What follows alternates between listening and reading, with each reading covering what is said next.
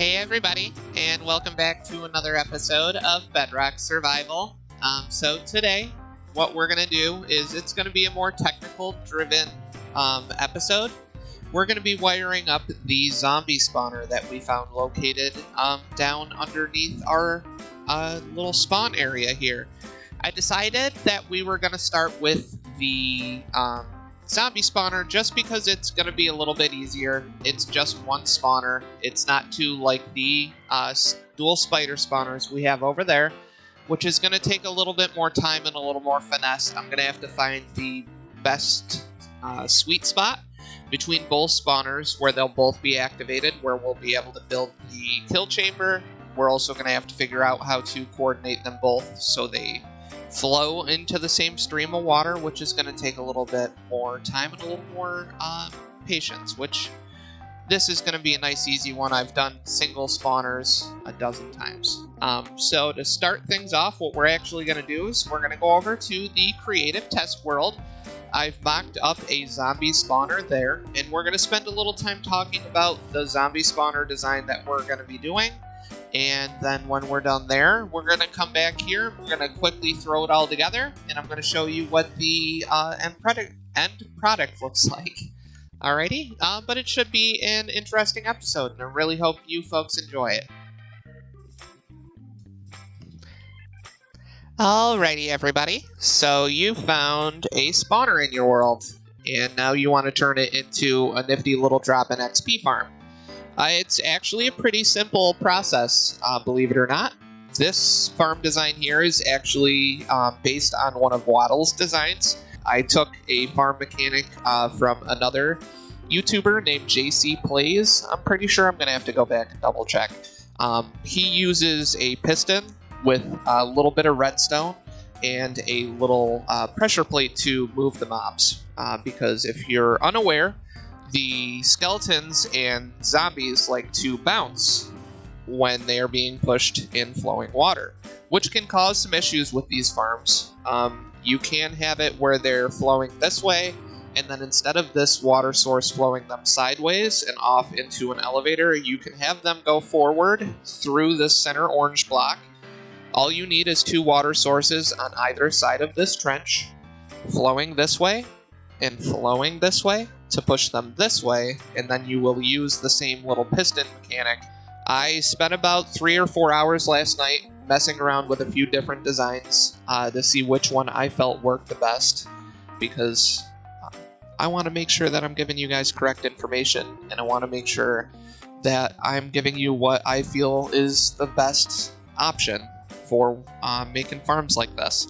So this is a 9 by 9 by 3 room, but you're going to do 8 blocks, and then it's going to drop down 1, and then it's going to be your water trough that's going to push your mobs over. Now you can do this in either direction. You don't have to set it up exactly how I have it set up here. You can have your spawner back here and have 3 blocks from the back wall to the spawner, and then 4 to your little dip down here. I have it set up with 3 and 4 in the back. It really doesn't matter. It's really just whatever your preference is. This room here is also 3 blocks from the floor to the bottom of the spawner, and then 3 blocks from the top of the spawner to the roof. You don't have to necessarily do 3 blocks from the bottom or the top of the spawner to the roof. You can do 2, and you'll still get pretty decent rates out of it. I just do 3 because then if zombies do try to spawn above the spawner, because that slab is going to stop them from perching or getting stuck on top of the spawner, it's going to make them slide off. You're going to come down here, and you're going to take 1, 2, 3, 4, and then you're going to dig down 1 block, and then you're going to go over 5. Now this purple bit here is the piston mechanic I was talking about. You don't necessarily have to build the purple part. You can make this farm without this, and then essentially it's a redstone free farm. It uses some mechanics with soul soil to push the mobs up, and then you would have a hopper collection system in your kill chamber. But other than that, there is there would be no redstone in this farm. So it's really easy for early game. It's really easy for players who are more lo-fi, because really all you would need to build this farm if you didn't use the piston is this. I do 22 kelp because that's the exact height that we need to bring the skeletons or zombies up to drop them down and have them be between 1 heart and half a heart of health. I feel mob spawners maybe don't get as much love as they used to, especially after whatever happened with the skeletons and zombies where they hop now, because I don't remember them always hopping. But I did start on Xbox console series and then PS4 console series before switching over to Bedrock Beta. So it could have always been like this and I just didn't know it. In Wattles' design, he has these signs going up 8 or 9 blocks. I only have it going up 4. You're only going to need 7 signs. That's basically because in my research last night, I noticed that it doesn't matter if you push them directly out the front of the spawner or off to the side. They still hop, they still get stuck on blocks. If you do the blocks up 8 with signs, they still get stuck on this block because they're still hopping. They're still trying to hop out of the water elevator. So it's not really something that we can get around, but we can try to mitigate the amount of loss that we're going to have in the farm. Alrighty, everybody. So as the sun starts to set behind us, we're just going to recap a little bit. So you've got your 9x9 room all dug out, you've got your trench, and you got your sticky piston and your trap, or your pressure plate. Your water elevator is going to go up 22 blocks. It's going to go over this little trench here. I usually do 4 blocks. The 4th block being an ice block. And then I do the sign directly over the hole. You can put the sign over the ice block. I find if you put the sign over the ice block, sometimes the zombies will start to mass up here on this. If you put it over here, it's still going to stop the water from falling down. It's not going to stop them from falling. You'll get better rates. Yep, so there they are. Over they go. See how they're getting stuck a little bit? Open our trapdoor. You want a trapdoor there to stop baby zombies. Obviously, you don't necessarily need it if you got skelly boys, but I normally put it there. So see how he's getting stuck? I tried to brighten this as best I could. See how he got stuck there? See? He's getting stuck. He goes down.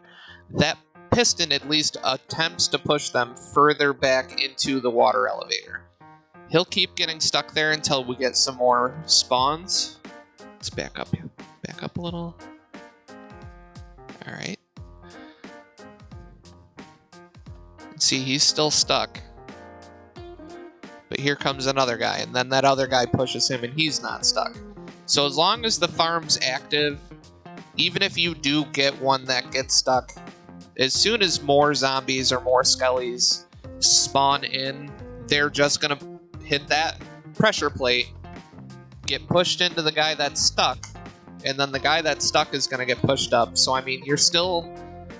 It's not 100% lossless. You're still going to lose 1 or 2 skeletons, 1 or 2 zombies.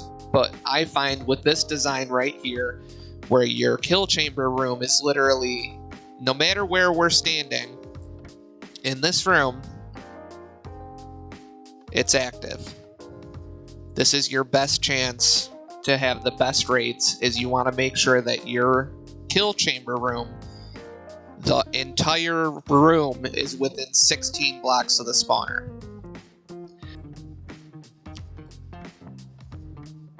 You could literally put it right up on the roof, and it'll still work.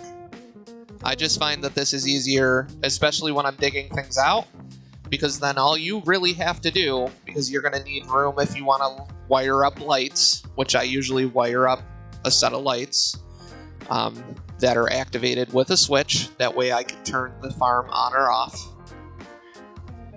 till the next one comes. There are way more sophisticated farms that you can do than this, but I find that you still get really great rates with a farm like this, even though it is super lo-fi. This is all it's going to take, is this stuff here. If you wanted to do it with the redstone, that's all you're going to need, and a pressure plate. But if you want to do it without the little piston, you can. You can go straight by the Wattles design, and they're still going to get stuck. They still get stuck a little bit. There are super sophisticated farms that Wattles or Silent Whisperers put out for Bedrock. JC Plays has put out that are more sophisticated. Especially, I think Silent has a farm where you can literally sort out the zombie villagers and the baby villagers, or the baby zombies, which I don't worry about in this farm design because it's mostly for early in-game. So I just find using the little piston design from JC Plays, it just helps them get moved a little bit quicker. It just helps a little bit. You're still going to have a little bit of a loss, but you're going to have a loss with most farms on Bedrock because things just tend to be a little bit buggy. If you AFK in there for, say, maybe 2 minutes, 2.5 minutes, and then come back to your computer or come back to your console, kill the zombies that are there, and then repeat that process for, say, 10 minutes, you can easily reach between 35 to 45 levels, depending on what kind of sword you're using or what kind of technique you're using to kill the zombies. So, it's pretty effective, it's pretty lo-fi, it's pretty easy to make. It just takes a lot of digging, because obviously you got to dig out these 2 rooms, or just one giant room, and then put a divider wall in between them. But we're going to kick it back over to Survival Sophie, and she's going to actually build this for real again. Alrighty, everybody. As you can see here, we have our 9x9x3 room all dug out. I'm going to make it look a little bit nicer. No one's going to be seeing this, but I just can't leave it down here with like gravel walls and granite all mismatchy like this. I also found another cave system that we're going to have to light up. The key thing with mob farms like this based around spawners is you want to make sure any existing caves or spaces around it are all cleared out and lit up. Our kill chamber room is going to be over here, and I'm leaving a little bit of space. This is going to be the outer wall. There's a little space here because I'm going to hook up some redstone lamps on repeaters, and we'll be able to control whether or not the farm is on or off. So what I'm going to do is I'm going to clean up this room. I'm going to make it look a little bit prettier. I'm going to clean out this area here for our kill room. We're going to get set up for the water elevator, and then when we're all set with the next step, I'm going to be right back with you guys. Alrighty, everybody. I got a little carried away with myself. This is going to be the kill chamber, the kill room. This is going to be where they land. This is eventually where they're going to come up and then over and down. So I have all the lights in place except for the one that's going to be going directly above the spawner. I haven't wired them up yet. We have the signs here. I haven't put in the piston yet. I was actually going to do that right now. No, it's not sticky. So what I'm actually going to do is I'm going to make this sticky piston, and then I'm going to put it in, and then I will be right back with you folks. Okay, now that we've got it completely built up, I figured we would take it for a little bit of a test drive. I like having a little window that I can see them through. So we're going to come down here. So you can see we've got the water source blocks all along... Oh! all along the back here. And it will sweep the zombies forward. I'm going to go all the way back here. It's going to sweep them forward like this. Like I said, I made it look a little pretty. And they're going to come down here. See, we've got our piston in there. They're going to come down. They're going to get hit. Take a tiny bit of damage. They're going to come up through here. Forgot that torch. And then down here. And as you can see, I've got half a heart. So when the zombies land here, they're only going to have half a heart of health. And then all it's going to take from us is one tiny little sword swipe. We gotta patch this hole up. But like you can see, I've got the lights all strung up in there, and then when we flip this lever, it puts that trap door up, but we can just close that. And then you see they're already spawning in.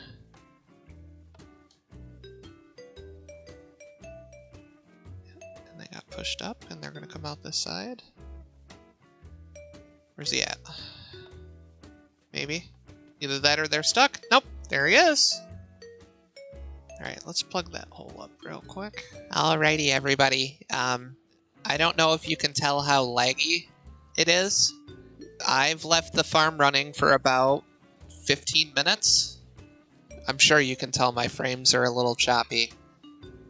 And there is a giant mass of zombies. So we're going to wipe them out real quick. We're at level 20 now. We're going to see how high it gets us.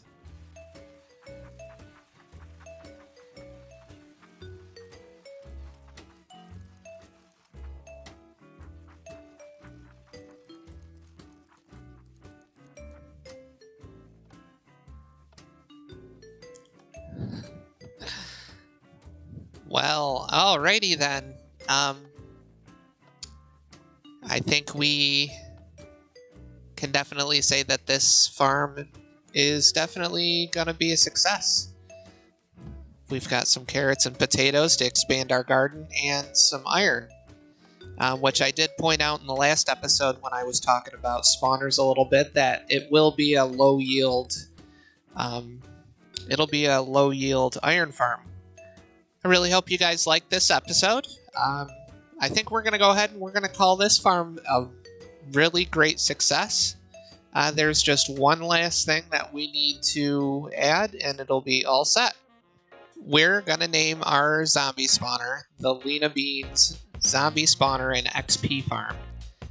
The reason why I'm doing that is Lena Beans is another small YouTube content creator. And she was nice enough to give me a shout out at the end of one of her videos, and I thought it would be a nerdy, a nice kind of nerdy way to say thank you to her by naming our zombie spawner after her. And I just wanted to thank her for giving me a shout out. It's been really nice, all of the support that I've gotten from other small content creators while I've been trying to work on my videos and get better at them. And she's definitely been one of the first, so I really appreciate her and her shout out. So if you want to check her out, I'm going to link her most recent video in the end credits of my video. In the description, I'm going to link Wattles' video that this farm design is based off of. This episode was a little bit different from our other building ones, but I do plan in our little survival series to do some kind of how-tos on farms, and then also some building and adventure, because that's what Minecraft's all about. It's a little bit of everything. So just change up the monotony sometimes. If you get bored with one aspect of Minecraft, there's always something else out there for you to try. But I really hope you enjoyed this episode. If you did, please go ahead and give us a like. If you want to see more stuff like this, or if you want to see a more in-depth how-to on how to build this specific mob farm spawner, go ahead and comment below. Maybe I'll do that too. And if you want to see more stuff like this, or you want to see more of my videos, go ahead and give us a subscribe. And check out Lena Beans too if you want. But I really hope you all have a beautiful day and a wonderful tomorrow.